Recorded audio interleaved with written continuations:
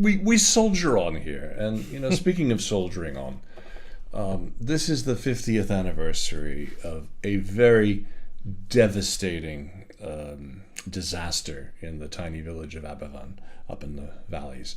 Now, the way it went down was 50 years ago today, the 21st of October. We had 116 school children basically killed, along with 28 adults, at a place called the Pontglas Junior School. And a collier tip, the spoil tip, overturned and everything flowed down the hill, wiped out the building, part of the town. A true tragedy at every level.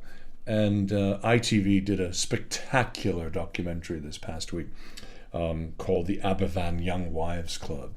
The women who lost children had been meeting weekly for 50 years. And this tragedy is the only thing that brought them together, and yet it still keeps them together. And to truly, you probably have a better perspective. Just about remember this.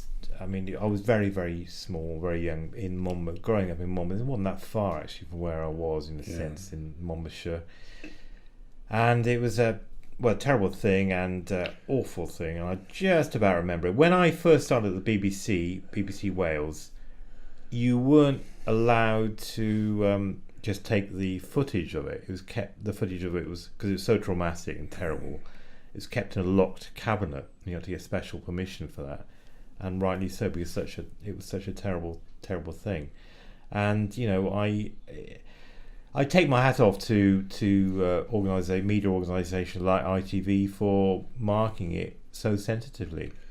It's been all over the BBC all week, and there have been so many stories of, and listening to some of the mothers who lost children describing what it was like to not know, to see the disaster, to see that the school was gone, but not know where their children were, what happened to their children.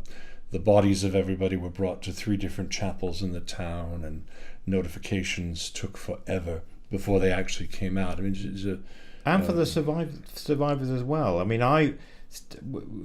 when I was starting journalism in South Wales, and I talked to some of the survivors, and obviously there were children at the time, and a lot of them were, frankly, mentally disturbed, and they were, they'd, why me? Why have I survived when my friends haven't? And they have had and have very severe mental problems, which carries right through their lives.